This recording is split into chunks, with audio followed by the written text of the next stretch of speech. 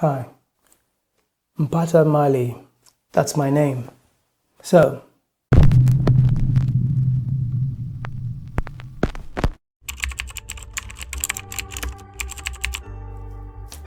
"2010 was an amazing year for South Africa. We hosted the World Cup. It's a whole period of just partying, meeting different people. Sadly, the same year, late 2010, a twisted murder took center stage here in South Africa. It was about a honeymoon couple. The revelations were somewhat unbelievable. They were like a TV series, a drama series, a soapy. Why are they called soapy? I need to Google that and find out. But anyway, the story was huge. So much so, large channels like the BBC, Sky News, they've all made documentaries on this story. The twisted murder of Anni Hindochha Dewani.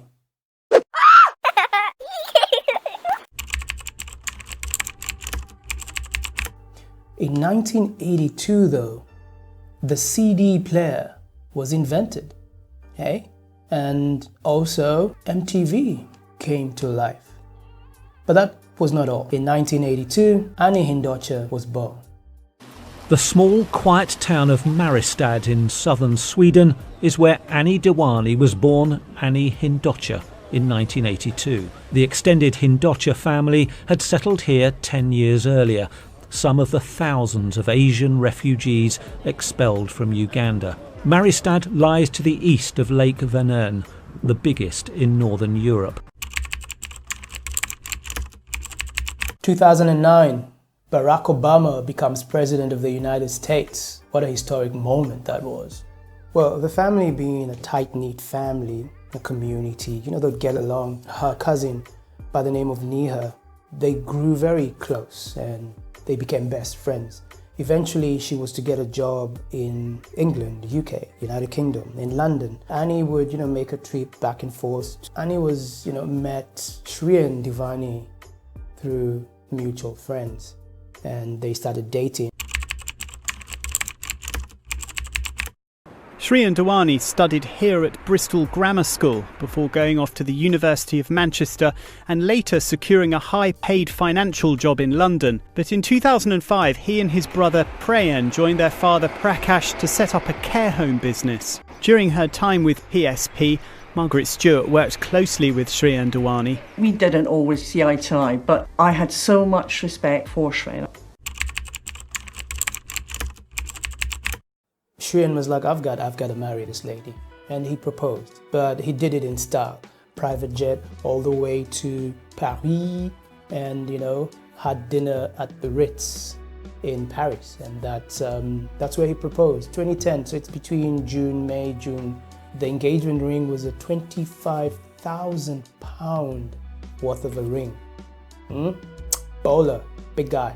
It's like a whirlwind, kind of a fairy love story. Yeah. There was no wasting time. October, same year, 2010, big wedding day in Mumbai, India. With the business established and with Annie prepared to live in the UK, the couple decided to marry in a lavish 3-day ceremony in Mumbai. Oh, it was a grand wedding. True Bollywood style grand wedding. In a fantastic setting in Mumbai. There were elephants, there were horse riding that was taken on a chariot from one place to another. A spectacular Hindu wedding ceremony, their first dance to a song describing two lovers who choose each other forever.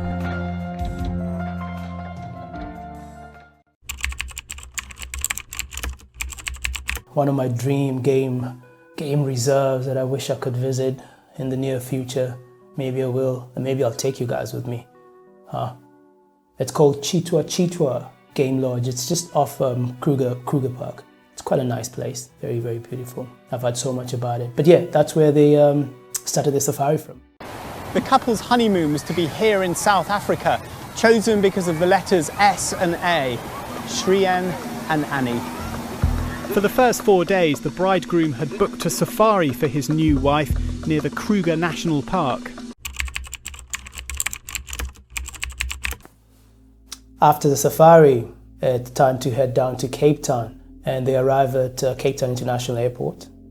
And definitely they need a cab because they've already booked themselves in one of the most luxurious hotels you can find in Cape Town, known as the Cape Grace. From the airport to Cape Grace, and this is where they met this guy known as Zola Tongo. After arriving at the hotel, Shrien Dewani allegedly returned to the taxi to discuss the murder of Annie, with Dewani offering 15,000 rand to carry out the act. Zola's excited, probably, so he needs help. One day, a receptionist at the Cape Grace at the same time, and he connects Zola Tongo to one known as Mgeni and the other one known as Mziwa Madoda or Kwabe.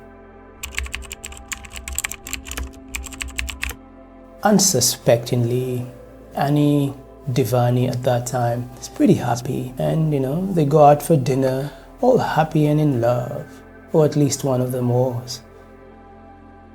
CCTV footage, it shows a seemingly happy Shrien and Annie Dewani posing for pictures at a Cape Town restaurant bar. Dewani puts his hand around his wife and leans in for what looks like a kiss. The footage also shows the couple walking back to the Cape Grace Hotel after dinner. Again, they seem happy.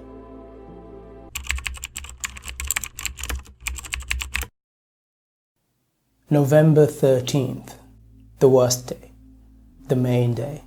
There was an agreement between Tongo and Mr. Dewani, Shrien, to meet during the day so that Tongo could show him where he was able to go and exchange some currency, get a good rate. I think that was the thing 10 years ago. Today, man, just go to a forex bureau and change your money. And Tongo is ostensibly going to take them for a tour, knowing very well that they had a plan, allegedly, because none of this ever stuck in court and no one could ever prove it. But this was the story. Tongo was running late that day, so he got there around 8. They got into the cab.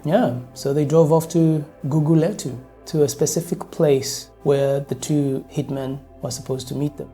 That didn't pan out, so they decided to head out to Strand at a lovely restaurant known as Southside, have dinner, and perhaps, try again later. And that's exactly what they did.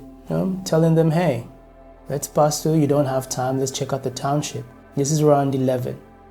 Driving the residential area in a township. Not even the locals do that. At 9:33, Annie was filmed walking behind Shrien Dewani and Zola Tongo before going into the restaurant. Annie and Shrien were in the restaurant for less than an hour.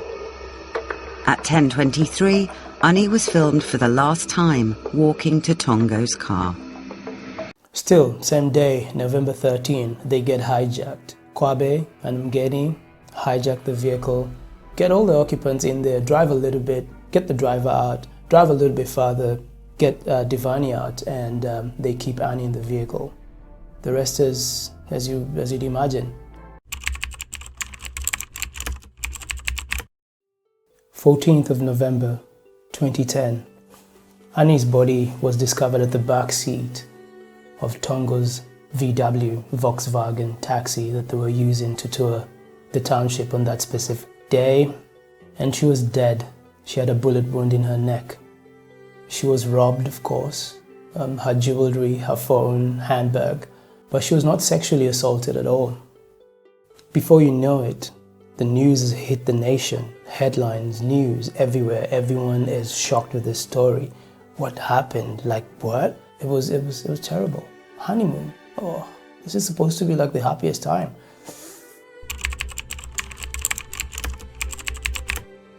A few days later, November 16, Zola Tongo arrives at the Cape Grace to meet Dewani.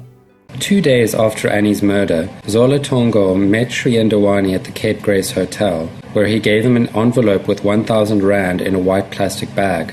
Dewani handed over the bag to Tongo in the hotel's internet room, which has no CCTV coverage, but cameras caught Tongo leaving the room with the money stashed under his shirt. He then went to the men's toilet and later emerged carrying the bag in his hand before exiting the hotel.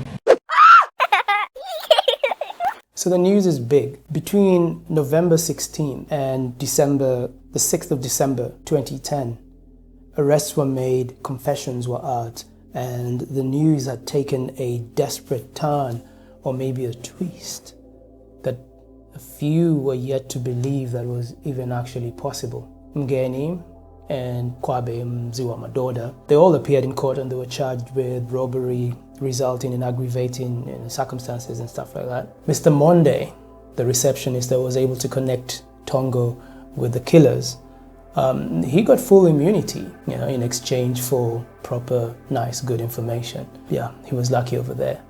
Zola Tongo pleaded guilty in exchange for more information and obviously hoping for a lesser sentence. And he was given 18 years in prison. But that was not all, pointing towards Shrien Dewani, who had hired them to get rid of the wife. Now that the news had hit the headlines, back in Bristol, UK, Mr. Dewani had to go to the police and hand himself in. It was the only thing he had to do. And as soon as he got there, he was arrested because there was an arrest warrant from here in South Africa all the way in UK. And so, they collaborated and got him in. Yes, so now we've entered 2011. Historic events happened this year. First of all, Osama bin Laden was finally caught and he was killed. 2011, there was a terrible earthquake the size of Japan that caused a horrific tsunami. I don't know if anyone remembers that time. 2011, Game of Thrones premiered. Interesting, isn't it? Yes, and 2011 as well, the case more and more interesting, sadly. By the time it's February 2011, details are coming out, like Mgeni is the one that fired the fatal shot that took Annie's life. That was another thing. And also Mr. Dewani back in UK attempts to take his own life by overdosing on over 48 pills. Mr. Dewani is declared mentally unstable or mentally unfit to stand trial. There were rumors of a secret that he had that were flying around, but nobody had confirmed them yet. Dewani was arrested in Bristol under a South African warrant on suspicion of conspiring to murder his wife and was remanded in custody. Since that time, Dewani has repeatedly avoided extradition through a series of legal appeals, arguing that he suffers from severe mental health problems and post-traumatic stress. After 3.5 years, and arrived in Cape Town on April 7, 2014.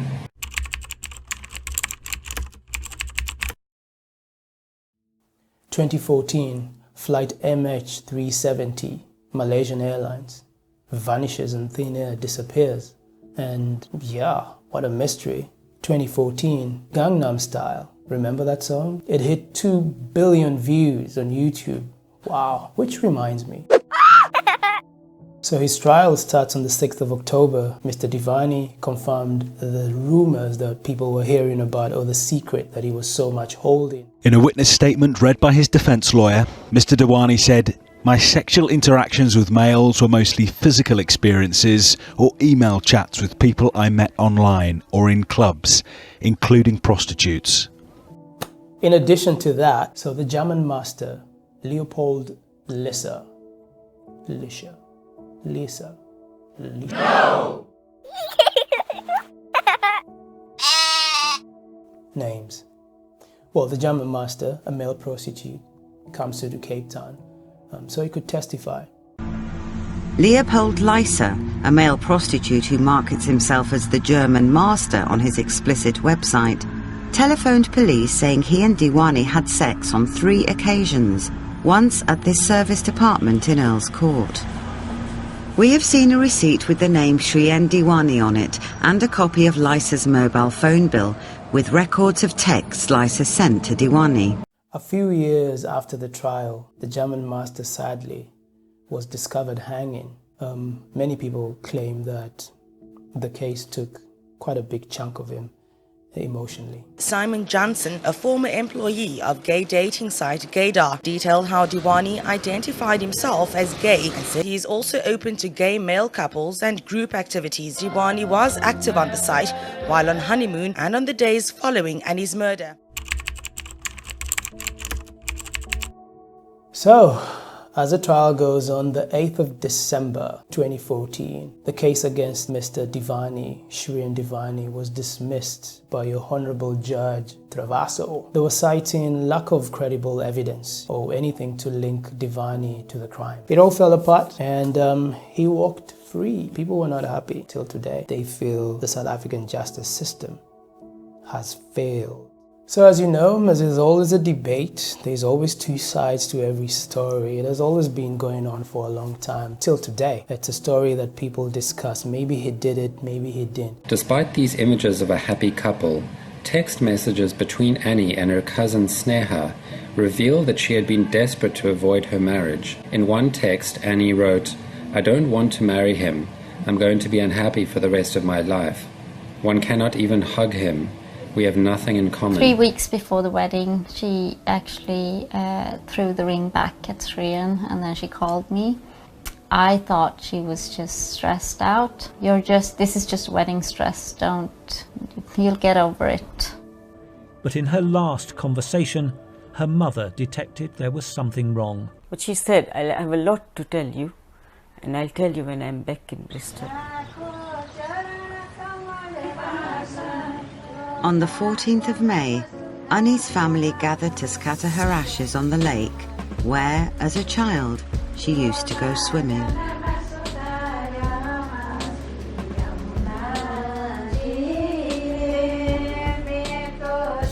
The service was carried out according to Hindu tradition. The Dewanis were not invited.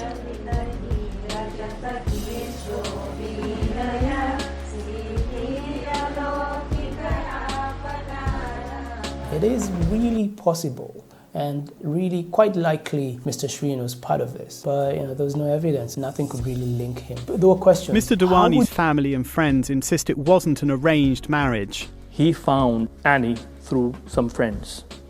They liked each other, and obviously they went out and they fell in love. So there was no involvement of parents in finding each other. For somebody approaching from out of town, asking their taxi driver, do you think it would have been possible that way? It will be impossible for them to hire men. For instance, if they are not known to the criminal world, it will be impossible for them because the hitman must know the men in between. So the year was 2018, just of recent here.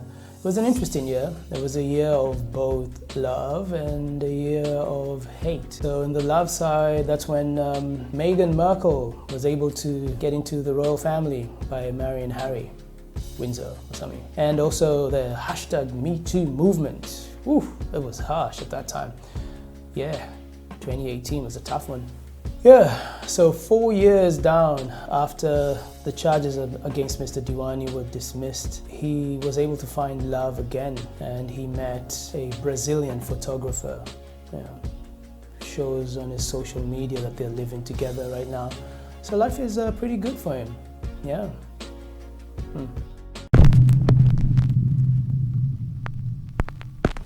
And oh yes, please remember to subscribe. Kind of takes us far.